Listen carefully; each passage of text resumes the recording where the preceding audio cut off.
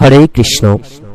বাস্তুশাস্ত্রে পূজা করা বিষয়ে এমন অনেক তথ্য দেয়া হয়েছে, যে তথ্যগুলি আমাদের প্রত্যেকেরই কিন্তু যথাযথভাবে পালন করা উচিত। প্রত্যেক ঘরেই পূজা করার যে নিয়ম বিধি, সেগুলো মেনে তবেই কিন্তু পূজা করতে হয়। এতে কি হয়, গৃহের সুখ সুবিধা, গৃহের সমস্ত প্রকার অশুভ শক্তি নাশ, গৃহের সমস্ত প্রকার অশনি সংকেত সেগুলি কেটে যায়, বিপদ কেটে যায়। এছাড়া আমরা কিন্তু ভালো থাকি, আমরা প্রকৃতপক্ষে ভগবানের আশীর্বাদ লাভ করতে পারি। তাহলে বাস্তুশাস্ত্র মেনে এবং ভগবানের বিধান মেনে আমাদেরকে কিন্তু পূজা আর্চা করতে হবে। সবার প্রথম পূজা করার জন্য আমরা যে পূজার ঘর বা ঠাকুর ঘর নির্মাণ করি, সেটা করার আগে কিন্তু এই বিশেষ নিয়ম পালন করতে হবে। আমরা যদি আমাদের বাস্তু উত্তর পূর্ব কোণে ঠাকুর ঘর করি, তাহলে কিন্তু সেটা আমাদের জন্য অত্যন্ত মঙ্গলদায়ক। এছাড়া বাড়ির উত্তর দিকে সবসময় ঠাকুরের সিংহাসন বসাবার চেষ্টা করবেন, মানে দক্ষিণমুখী। আপনি যখন ভগবানের পূজা করবেন, তখন যেন আপনি উত্তর দিকে তাকিয়ে ভগবানের পূজা করেন।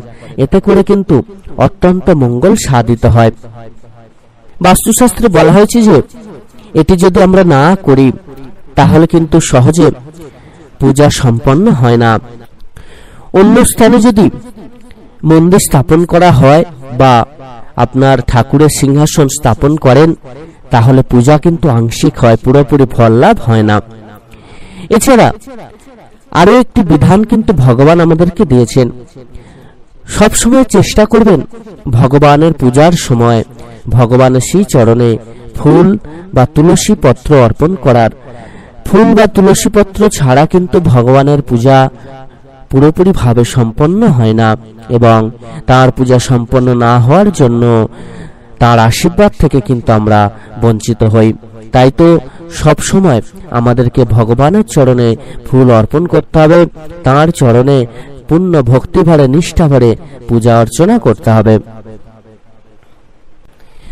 তাই সকল ভক্ত ভক্তমতী মায়েরা, যখনই আপনারা মন্দিরে যাবেন বা বাড়িতে ভগবানের পূজা করবেন, তখনই কিন্তু অতি অবশ্যই ভগবানের চরণে ফুল অর্পণ করবেন।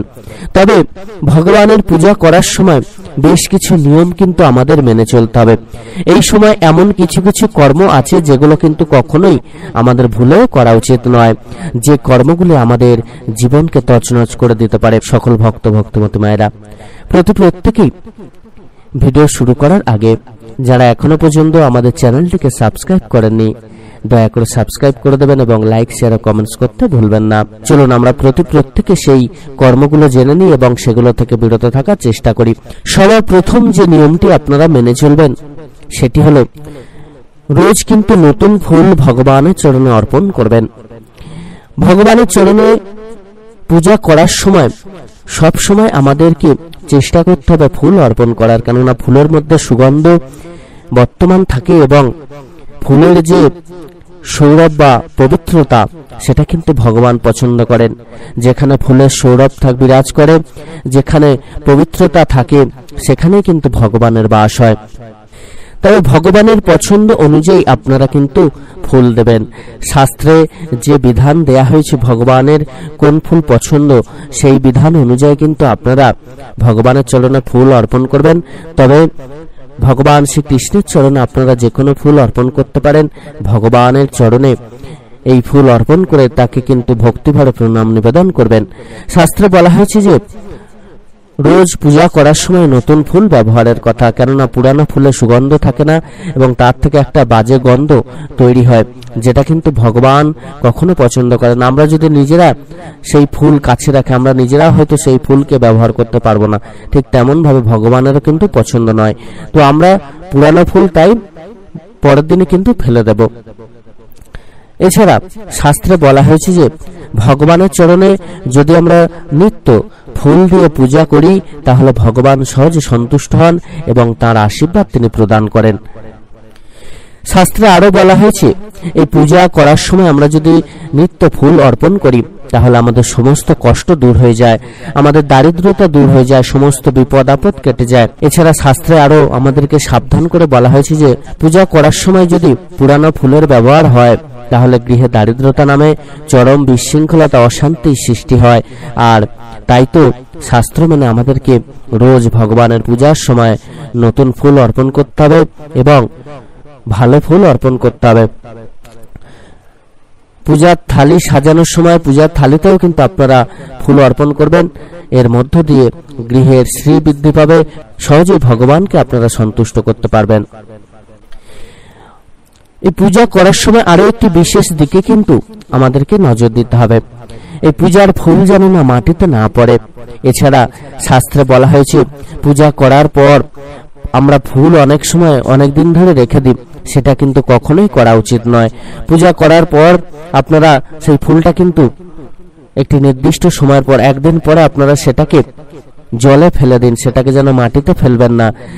পূজা করার সময় এই ফুল রাখাকেও কিন্তু শাস্ত্রে খারাপ বলে বলা হয়েছে, এটা অমঙ্গলের সূচি হিসেবে ধরা হয়েছে।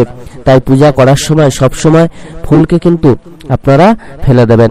আর গৃহের মধ্যে যখনই আপনারা ভগবানের পূজা করবেন তখনই কিন্তু ভগবানের চরণে যেমন ফুল অর্পণ করবেন ঠিক তেমন ভাবেই ভগবানের চরণে আপনারা চেষ্টা করবেন সাদা এবং লাল ফুল অর্পণ করার। এই সাদা এবং লাল ফুল অর্পণের মধ্য দিয়ে গৃহে শ্রী বৃদ্ধি পায়, সহজে ভগবানকে সন্তুষ্ট করা যায়।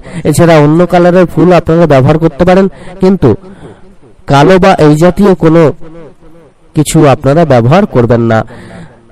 শাস্ত্রে আরো বলা হয়েছে যে কখনোই পূজা করার সময় যে ফুল ব্যবহার হয় সেই ফুল দ্বিতীয়বার যেন আর ব্যবহার করা না হয়, এবং পূজা হওয়ার পরে যখন সেই ফুলটা হালকা শুকিয়ে যাবে সেই ফুলটা নিয়ে কিন্তু অতি অবশ্যই জলে ফেলে দেবেন।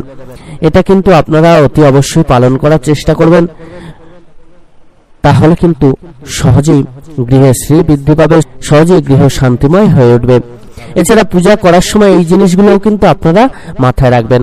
সবার প্রথম মন থেকে কিন্তু সকল প্রকার অহংকারকে দূর করে তবেই ভগবানের পূজা করবেন, না হলে কিন্তু সেই পূজা ভগবান গ্রহণ করবেন না এবং ভগবানের আশীর্বাদ আপনারা লাভ করতে পারবেন না। দ্বিতীয়ত, মনের মধ্যে হিংসা, দ্বেষ, অন্যের ক্ষতি করার চিন্তা, এগুলোকে ত্যাগ করার চেষ্টা করবেন। এগুলো ত্যাগ যতদিন না আপনি করতে পারবেন ততদিন পর্যন্ত কিন্তু ভগবান আপনার হাতের পূজা গ্রহণ করবেন না, ভগবান আপনাকে আশীর্বাদ প্রদান করবেন না। আর আপনি যত এগুলো নিয়ে চিন্তা করবেন, এগুলো যত করতে থাকবেন ততই কিন্তু আপনার গৃহের অমঙ্গল সাধিত হবে। আপনি যতই পূজা আর্চা করুন না কেন, যতই ভগবানের নাম জপ করুন না কেন, সেই পূজা কিন্তু সফল হবে না, সেই নাম জপের কিন্তু কোনো দাম থাকবে না। তৃতীয়ত, মনের পবিত্রতা যদি না আপনি রক্ষা করতে পারেন তাহলে আপনি যতই পূজা করুন না কেন, যতই ভগবানের কথা বলুন না কেন, তাতে কিন্তু আপনার পূজা সফল হবে না, ভগবানের আশীর্বাদ কখনোই লাভ হবে না। মনের পবিত্রতা না থাকলে ভগবানের পূজা করার অধিকার কিন্তু আপনার জন্মাবে না। তাই আগে মনকে পবিত্র করতে হবে, নিজের চাল চলন চরিত্রকে কিন্তু আগে সুন্দর করতে হবে, সুমধুর করতে হবে, পবিত্র করতে হবে, তবেই কিন্তু আপনি ভগবানের আশীর্বাদ লাভ করতে পারবেন। চতুর্থত, যখনই আপনি ভগবানের পূজা করবেন তখন কিন্তু ভগবানকে পূর্ণ ভক্তি ভরে পূজা করবেন।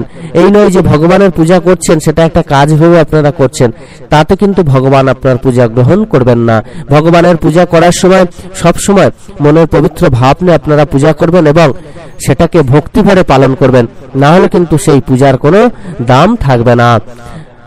পঞ্চমত, ভগবানকে যখনই পূজা করবেন তখনই কিন্তু আপনারা কোন রকম কামনা বাসনা ভগবানের চরণে জানাবেন না বা নিবেদন করবেন না। সকল প্রকার কামনা বাসনাকে ত্যাগ করে, সকল প্রকার চাহিদাকে ত্যাগ করে ভগবানের পূজা করবেন। নিঃস্বার্থ ভাবে পূর্ণ ভক্তিভরে শ্রদ্ধাভরে ভগবানের পূজা করবেন।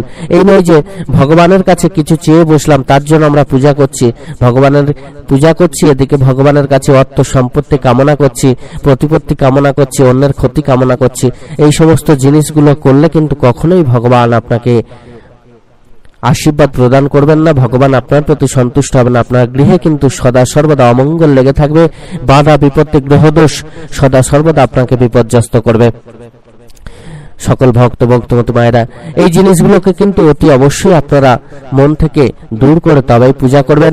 এছাড়া পূজা করার সময় আপনারা অতি অবশ্যই ভগবানের নাম জপ করতে কিন্তু ভুলবেন না। তাহলেই দেখবেন ভগবান সন্তুষ্ট হবেন এবং আপনার পূজা গ্রহণ করবেন। সকল ভক্তমতী মায়েরা প্রত্যেক খুব ভালো থাকবেন। ভগবান আপনাদের প্রত্যেকের মঙ্গল করুন। ধন্যবাদ।